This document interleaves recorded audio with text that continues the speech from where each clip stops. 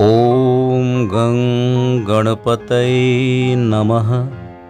ওম নমঃ শিবায়।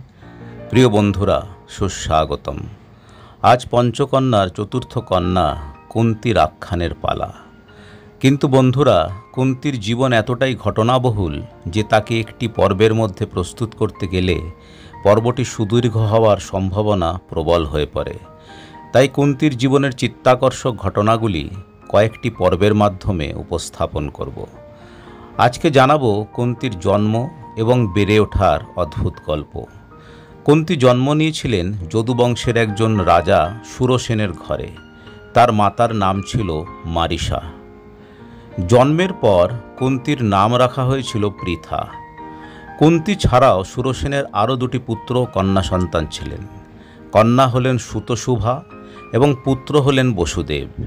ইনি সেই বসুদেব পরবর্তীকালে যার সাথে রাজা উগ্রসেনের কন্যা দেবকীর বিবাহ হয় এবং বসুদেবের ঔরসে মাতা দেবকীর গর্ভে জন্মগ্রহণ করেন যোগপুরুষ বিষ্ণুবতার শ্রীকৃষ্ণ।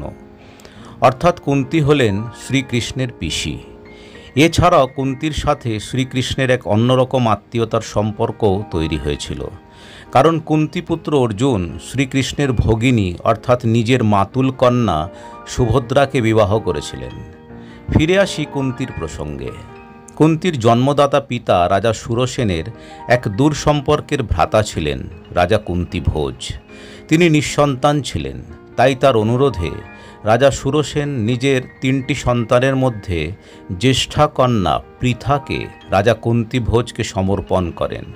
পৃথাকে দত্তক নেওয়ার পর রাজা কুন্তিভোজ নিজের নামের সঙ্গে সাযুজ্য রেখে পৃথার নামকরণ করেন কুন্তি এবং এই নামেই তিনি পরবর্তীকালে জগৎবিখ্যাত হন। শৈশব এবং কৈশোরের সন্ধিক্ষণে নিয়তির অলঙ্ঘ নির্দেশে পৃথাকে নিজের নাম, জন্মদাতা পিতা, জন্মদাত্রী মাতা এবং আপন সহোদর সহোদরা ও পরিজনদের ত্যাগ করে সম্পূর্ণ এক ভিন্ন পরিবেশে অচেনা অজানা লোকেদের মাঝে নিজেকে মানিয়ে নিতে হয়েছিল। হয়তো সেই সময় থেকেই ভবিষ্যতের চিত্রপটে বিধাতার অঙ্গুলি হেলনে লেখা হচ্ছিল এক চমকপ্রদ চিত্রনাট্য এই মহীয়সী নারীর জন্য। প্রসঙ্গক্রমে জানিয়ে রাখি, সংস্কৃত ভাষার ব্যুৎপত্তিগত অর্থ অনুযায়ী কুন্তি শব্দের অর্থ হল বর্ষা বা বল্লম।